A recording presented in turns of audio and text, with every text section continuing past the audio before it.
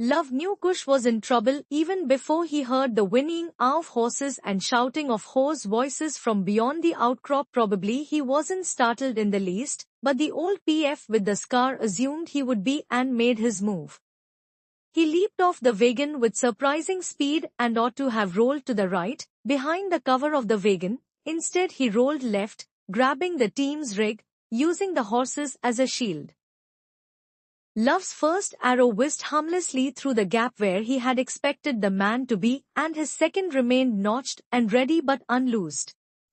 Firing under the team's bellies would certainly startle them, and with that lead the roan stallion already impatient and restless to be on his way again, that would only result in a runaway wagon.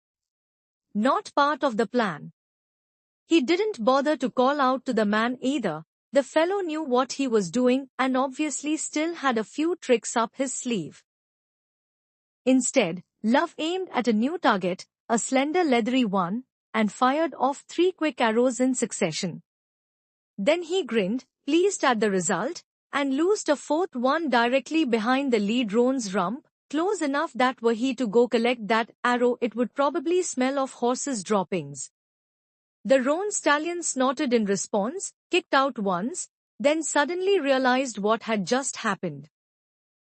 Somehow, by some miracle, he and his equestrian companions had been set free of their burdensome load. Without further ado, he lowered his head like a charging bull and started down the path. Startled, the rest of the team had no choice but to follow, and with the burden of the wagon gone, they instantly broke into a canter that quickly turned into a cheerful gallop as they went around the last abutment and disappeared from sight. In the trail of dust left by their passing, the aging wagon driver lay sprawled on the ground, staring in dazed surprise after the fleeing horses. Before he could get back to his feet, Luv had leaped off the boulder, using a series of lesser stones to hop, skip, jump to the path. He aimed the bow at the man again, who started, convinced he was about to be killed. Easy, Luv said. We never hurt anyone unless he tries to hurt us first. The man showed Luv his open palms. I'm not looking for a fight, Yuvraj. Just an old wagon driver. I leave the fighting to the Grama Rakshaks. He jerked his head backwards, indicating the path behind the stranded wagon.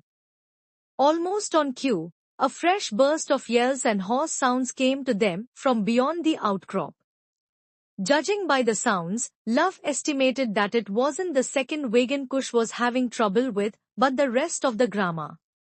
I should go to him, there might be too many for him to handle. He saw the old driver watching him closely during the few moments it took him to think this and consider the options. The old man may not want to fight, but he's still a shrewd one. What's your name, Aldoon? He asked. The old driver frowned, his forehead wrinkling in a way that reminded Luv of the bed of the Sona River when it had dried up in last year's drought. Why do you need to know that? The old driver asked. Luv raised the arrow a fraction. The man shrugged. All right. It's Beju. Used to be Captain Beju of the Vajra. Luv cut him off. Beju. I don't need your Atmaktha. Listen carefully. I'm leaving you alone here for a moment. I could tell you that I have companions watching you from the woods, but I won't do that because you seem like a sharp man. So I'm just going to ask you to stay here till I get back, and not run away. You do that and I'll let you walk away unharmed. Run and I won't. Clear?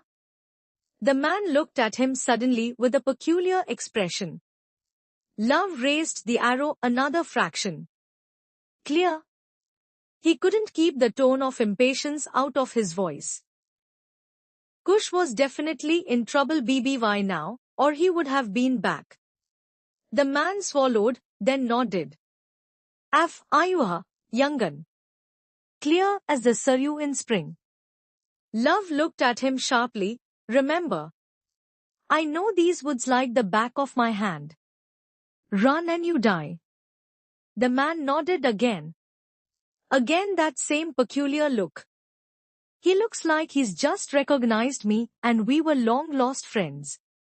But Luv had never seen the man before in his life. Luv turned and sprinted up the path. Kush, he yelled as he went. I'm coming. Kush heard the men laughing even over the thundering of the horses' hooves and the racket of the wagon. They mean to run me down. By Kshatriya code, that meant he was free to use mortal violence against them. When someone openly attempted to kill a warrior, he in turn was justified in killing the aggressors to defend his life. Even so, Kush scornfully discarded the idea. Men who used a wagon to run down a solitary boy were not worthy adversaries. What was the phrase Matra used? Don't soil your arrowheads with cowardly blood. He grinned.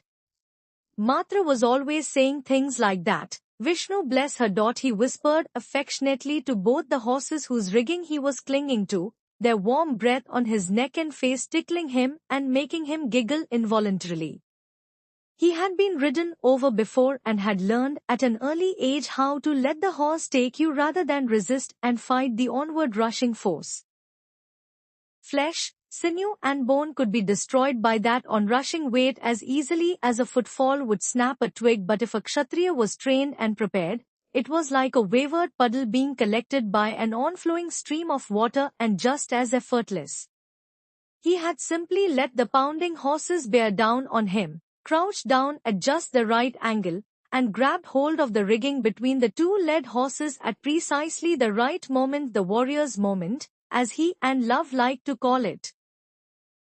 On the Rajmarg, one either moved aside often at breakneck speed to avoid some of those hot-riding royal contingents or got crushed under thundering hooves and chariot or wagon wheels. Ever since they could remember, they had seen people killed thus, often old folk too weak or slow to move aside in time, poor unfortunate people carrying too heavy a load to toss aside in time, and most heartrending of all, children as small as themselves, tiny bodies mangled from the hooves into a shapeless heap of shattered bones and oozing flesh. After viewing one particularly nasty aftermath of a visiting royal procession with an armed escort, Luv and he had begun to teach themselves how to survive such encounters without ending up as battered bloodmash. By the age of 5, when they were tall enough to reach the rigging of the tall horses that thundered down the King's Road, they had mastered the art of letting the horse take them. Now, it was easy as clinging to Matra's breast. He had begun working his way down the length of the rigging almost immediately after being picked up. Now he looked up between a crack in the floorboards of the driver's seat at the two men riding there. The one with the arrow in his shoulder was still cursing, but his indignation at his own pain was outweighed by his amusement at having run over the brigand. They were tough grizzled old veterans, probably ex-PFS like the one in the lead wagon. Kush didn't waste more time on them.